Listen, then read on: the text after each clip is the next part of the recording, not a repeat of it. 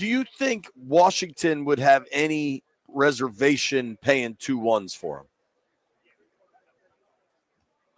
Listen, man, if they are as close as they seen on the field, no.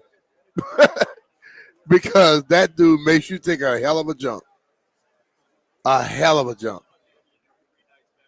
Like, I think people underestimate him or whatever, just maybe because he's been in Cleveland and there hasn't been that much success. There must not be football people then. Dude, he is. If you watch him, he is out this world. Or if you talk to other people about him. Hell if you yeah. ask people in the league about Garrett, I think it's pretty widely believed he's the best edge rusher in football now. I think, Vaughn, Khalil Mack, like there were dudes that it was them, but I think now it's probably Garrett, honestly. I think they are positioned to do this because they have draft capital and they have salary cap space. I wonder what, if any, impact do you think the Lattimore trade has on it? I don't know if it has one. Well, it takes away some of your draft pick arsenal. Yeah. You sent some stuff away. Rounder. That's what you had, right? Yeah, it was a third rounder, but I think you can still possibly do go out there and do a little bit more. But I think when you got the right people in place and that amount of money, you can do exactly what you need to do. You don't have to worry about that much. But it comes down to, are they willing to build a defense more, and they have the belief in Jayden or not? Because Jayden last year, without having the best offensive line and having all the people in place, made them look a lot better. And I think he'll be able to do that moving forward. But the defense has to get better because you can't put so much pressure on your offense because you can't stop anybody. And in this game, either you are scoring touchdowns or putting pressure on quarterbacks. And Myles Garrett makes you one of the best when it comes to putting pressure on quarterbacks. So I am believing that they are going to make a push at somebody that is definitely going to make that defense take a major, major step up. So I'm looking at it this, Jay. I think they're going to have to make a move somewhere to get either a Myles Garrett or something like him. Because you can't – I understand how good Jayden was, but you can't put all that pressure on the offense all the time. Well, and I think if you look around the league, you know what I mean? Dude, I need to do a deeper dive into this, but I have had a thought. Everyone is so convinced Washington has to be super aggressive because Jayden's on a rookie contract. And I understand that from a straight cap perspective, there's some advantages there. But you know what else I know? 3 of the 4 NFC, AFC title game contenders and both of the teams in the Super Bowl, they don't have a quarterback on a rookie contract. Yeah. They've paid those guys. Yeah. I mean, if you go back, there is last year, I guess Purdy got through on a rookie deal.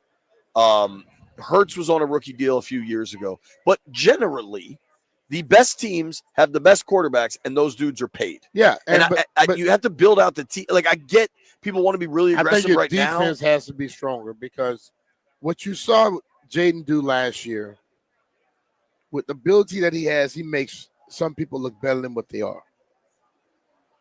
And then your defense has to be strengthened. You watch the Kansas City Chiefs win a Super Bowl with the fastest guy in the league. Then they told him bye-bye, and they still went back to another one. All right? Right. Why? Because Pat Mahomes makes a guy who may not be out this world, extraordinary, look like that. And I think Jayden Daniels seems to have that same level of capability, and I don't see him going the other way. But you do improve the people that protect him, and then you go and you get somebody that go chase people like him. And Myles Garrett is one of the best at that. Absolutely. So. And dude, drafting at 29, you can look up the chart, the value of it, right? But this is not a top 5 pick. Not to say you can't get a stud at 29, not to say you can't get a stud at 159. But Garrett's just a different dude. What do you think of the Kupp thing?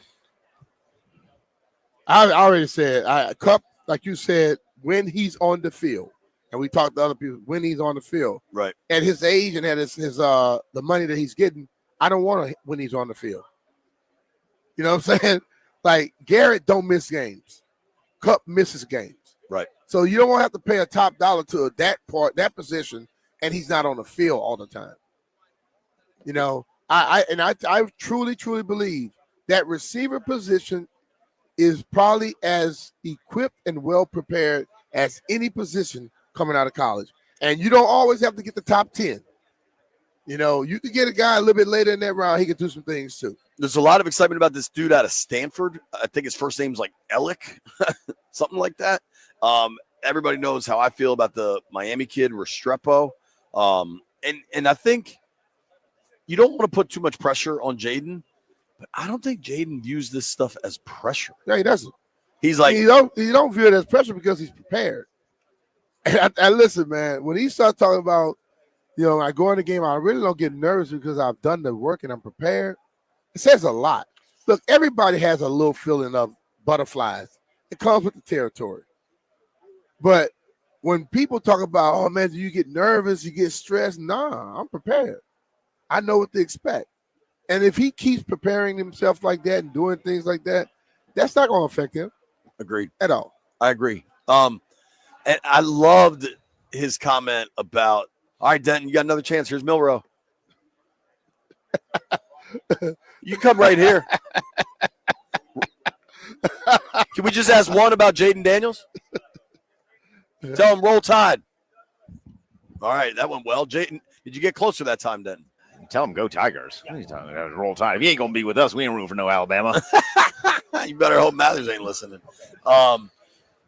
You got kind of close that time. I did get kind of close. You know, I did a lap, you know, just to see who was around, see if I could grab somebody. He was drawing plays up with CBS Sports, so we missed out on him there. Found Jayden doing, I think, Nickelodeon, right? No, he's on with the Golics now, so I guess he's taping something for tomorrow because they've been off the air for like 2 hours. So I guess they're just taping a bunch of NFL players for tomorrow. So where are the Golics on? Is that a podcast or are they live at any moment? Yes, they're definitely live. I think they do the bit where they're live on YouTube and then podcast it. Okay, yeah, they do their own thing because they're like one of the first people in here every single day. They got that big old setup. You know that you can see. Obviously, we see special guest Jayden Daniels on the big board, but they got that big old setup. So he's taping with them. Maybe we can get him if he walks by us. Who, Jayden? Jayden, yeah. We'll see. That one we've at least done some due diligence upon. Yeah. What do you think about going to get Myles Garrett? Definitely.